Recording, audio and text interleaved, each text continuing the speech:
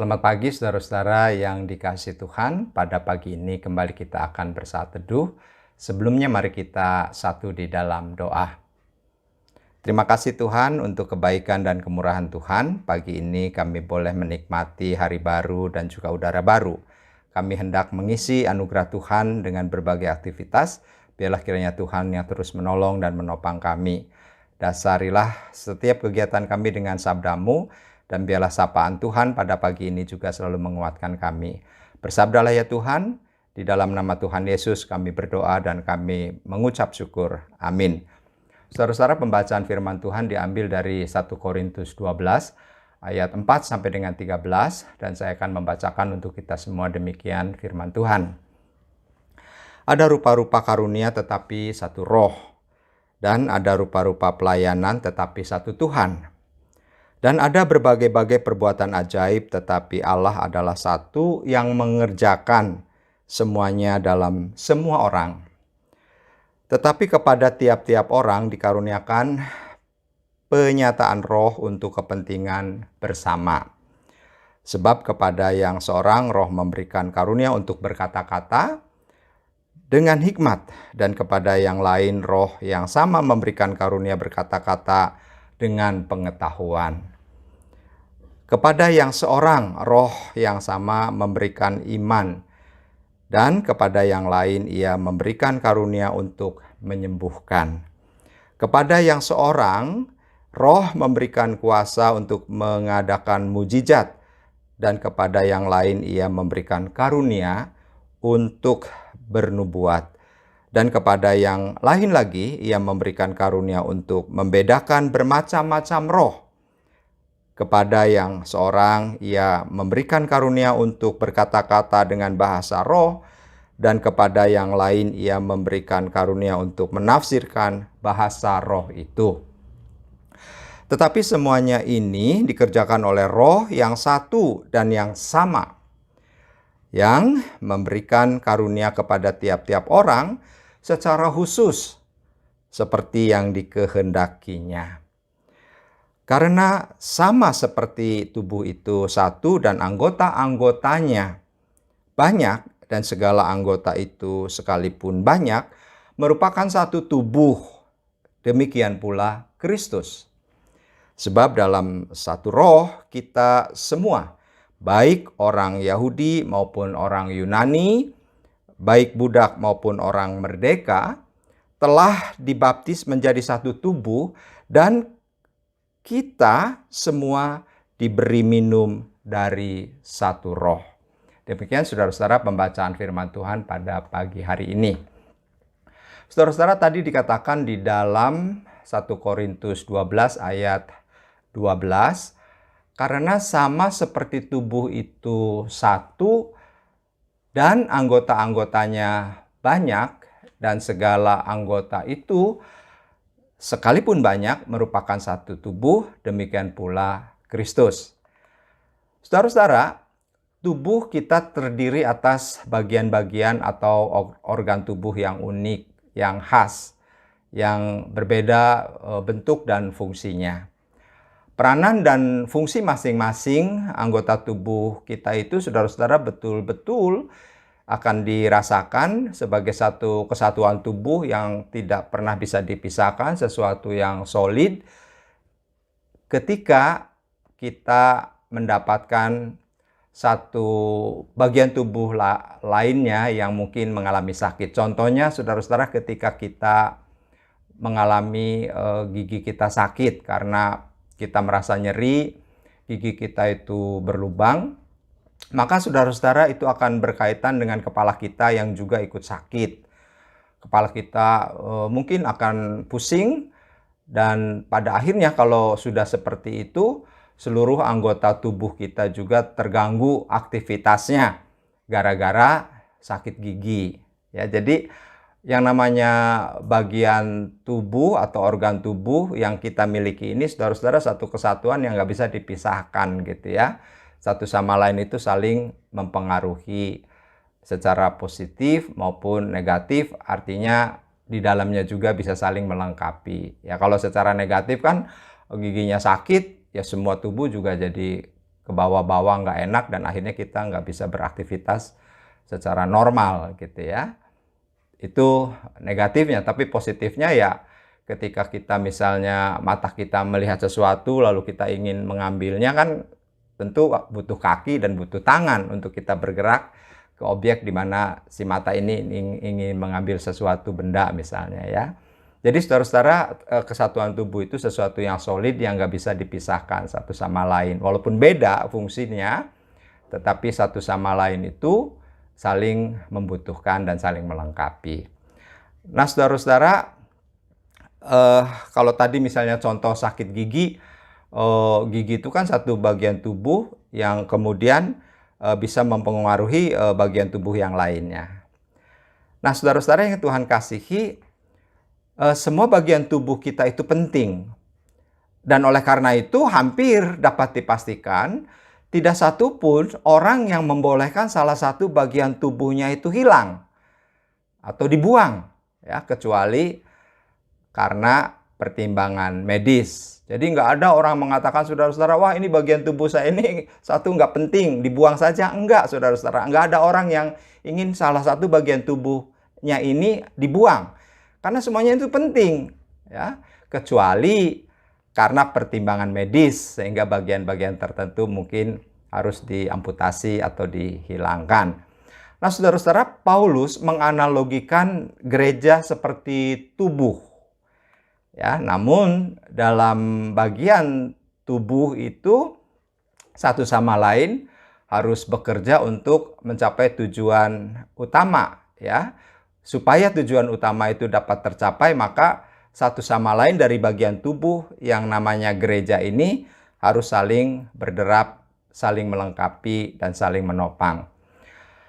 Saudara-saudara, ketika Paulus menganalogikan gereja seperti tubuh, maka sesungguhnya gereja itu juga terdiri atas berbagai anggota, ya, di mana di dalamnya ada yang mempunyai karunia yang berbeda. Ada juga yang mempunyai bukan hanya karunia, tetapi juga mungkin pendapat yang berbeda. Oleh sebab itu, saudara-saudara, gereja rentan mengalami perpecahan, apalagi jika masing-masing anggota itu mengedepankan egonya, mengedepankan kepentingannya sendiri. Oleh karena itu, dalam hidup bersama selaku gereja, sebagai tubuh Kristus, kita tidak boleh egois, tidak boleh menganggap diri kita yang paling benar dan mempertentangkan perbedaan. Baik perbedaan karunia yang dimiliki saudara-saudara maupun perbedaan-perbedaan lain. Seperti contoh tadi saya katakan perbedaan pendapat. Atau bahkan jauh dari itu ada perbedaan etnis, ada perbedaan budaya yang mana kita hidup dalam satu komunitas gereja ini. Saudara-saudara, kita harus merayakan perbedaan. Karena sesungguhnya perbedaan itu adalah indah. Nah, kalau misalnya saudara melihat vas bunga, maka vas bunga itu terdiri atas berbagai warna, berbagai mungkin juga jenis bunga. Coba kalau misalnya hanya satu jenis bunga dan satu warna, maka itu tidak indah, itu kita melihatnya monoton. Tapi saudara-saudara, vas bunga itu kan terdiri atas berbagai warna, berbagai mungkin juga jenis bunga, dan ada di satu tempat di dalam vas bunga itu, dan kemudian kita dapat melihatnya secara indah. Kita enak untuk memandang vas bunga itu justru ketika di dalamnya ada banyak perbedaan, saudara-saudara. Jadi perbedaan itu indah, ya. Tidak harus selalu dipertentangkan dan sesungguhnya tidak boleh dipertentangkan. Perbedaan dalam kehidupan bergereja seharusnya dipandang sebagai sebuah kesempatan untuk bersinergi. Ragam, corak karunia, dan perbedaan lainnya yang ada itu, saudara, semestinya membuat umat saling melengkapi. Hal ini akan tercapai tentu saja jika kita mau bekerja sama dan bekerja bersama-sama di dalam melayani. Jika kita memusatkan tujuan kita hanya untuk kemuliaan Allah. Kalau untuk kemuliaan diri sendiri mah pasti bermasalah, ya, komunitas itu. Tapi kalau semua anggota gereja, ya, sebagai orang yang memang berbeda itu kemudian memusatkan hanya kepada kemuliaan Allah, maka saudara-saudara, komunitas gereja itu bertumbuh menjadi sesuatu yang indah di tengah perbedaan macam-macam, termasuk karunia, perbedaan suku, dan sebagainya itu. Nah, saudara-saudara, di samping itu, dalam suratnya Rasul Paulus mengingatkan bahwa tidak ada status tinggi dan status rendah dalam tubuh Kristus. Kalau tadi kita membaca ayat 13, di sana Paulus menekankan bahwa mereka itu semuanya sama di dalam satu nama, yaitu di dalam Kristus. Mereka dibaptis menjadi satu tubuh dan diberi minum dari satu roh yang sama, yaitu Roh Kudus. Nah, saudara-saudara yang Tuhan kasihi, Kristus mengasihi seluruh anggota tubuhnya tanpa kecuali. Semua orang dengan karunia yang berbeda, suku dan status sosial yang berbeda, sama derajatnya di hadapan Tuhan Yesus. Oleh karena itu, saudara-saudara, dengan perbedaan yang kita miliki, mari kita saling melengkapi. Jangan sok berkuasa dan merasa diri yang paling benar, paling rohani, paling suci, dan menganggap orang lain lebih rendah dari kita. Hargailah juga mereka yang berbeda dengan kita, baik dalam hal karunia, dalam hal perbedaan kemampuan, mungkin juga pendapat, dan perbedaan-perbedaan lainnya, karena perbedaan itu indah. Dalam bagian lain, dalam suratnya Rasul Paulus mengatakan di Filipi 2 ayat 1 sampai dengan 5 demikian. Jadi karena dalam Kristus ada nasihat, ada penghiburan kasih, ada persekutuan roh, ada kasih mesra dan belas kasihan. Karena itu sempurnakanlah sukacitaku dengan ini.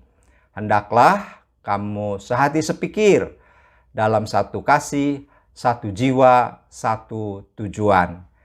Dengan tidak mencari kepentingan sendiri atau puji-pujian yang sia-sia. Sebaliknya, hendaklah dengan rendah hati yang seorang menganggap yang lain lebih utama daripada dirinya sendiri. Dan janganlah tiap-tiap orang hanya mementingkan kepentingan sendiri, tetapi kepentingan orang lain juga. Hendaklah kamu dalam hidupmu bersama menaruh pikiran dan perasaan yang terdapat juga dalam Kristus Yesus. Saudara-saudara, melalui surat ini, Paulus juga ingin menegaskan bahwa di dalam hidup kita bersama saudara-saudara, fokus kita hanya kepada Kristus. Bahkan kita menaruh pikiran dan juga menaruh perasaan kita sebagai anggota gereja yang berbeda-beda itu, sebagaimana apa yang Kristus rasakan dan Kristus pikirkan. Kalau kita fokusnya ke situ, saudara-saudara, maka perbedaan di dalam komunitas kita sebagai gereja tidak ada masalah. Sebagaimana tubuh yang berbeda-beda ini, ketika satu dan satu sama lain saling melengkapi, maka semuanya justru positif. Dan di dalamnya kita akan menjalani hidup pribadi kita maupun hidup komunitas kita dalam persekutuan bergereja dengan penuh sukacita. Ketika kita bisa menerima orang lain apa adanya, sebagaimana Kristus juga menerima kita apa adanya. Amin. Mari saudara-saudara kita satu di dalam doa. Terima kasih Tuhan untuk pagi yang indah di mana kami diberi kesempatan kembali untuk merenungkan sebagian dari firman Tuhan. Kami menyadari bahwa di dalam hidup ini kami menemukan banyak sekali perbedaan. Mulai di dalam rumah kami sendiri, dengan suami, dengan istri, dengan anak-anak, dengan orang tua, dan dengan seluruh anggota keluarga, kami sudah mengalami berbagai perbedaan. Namun di dalamnya kami selalu diingatkan, termasuk juga di dalam hidup bergereja, bahwa perbedaan itu sesuatu yang indah, sebuah karunia Tuhan yang tidak bisa ditolak, yang tidak bisa disesali, tetapi justru sebaliknya harus dirayakan. Sehingga dengan kami merayakan perbedaan, maka hidup juga semakin indah dan berwarna. Oleh karena itu, biarlah Tuhan menolong kami, untuk kami terus melihat secara positif setiap perbedaan yang kami temukan, dan di dalamnya kami ingat bahwa itu adalah saling melengkapi satu dengan yang lain. Kiranya Tuhan menolong kami, dan juga menyertai hidup kami sepanjang hari ini. Terima kasih, dalam nama Kristus kami berdoa dan kami mengucap syukur. Amin. Bagi Bapak Ibu yang memiliki pergumulan khusus dan ingin didoakan, bisa menghubungi rekan-rekan pendeta di nomor berikut.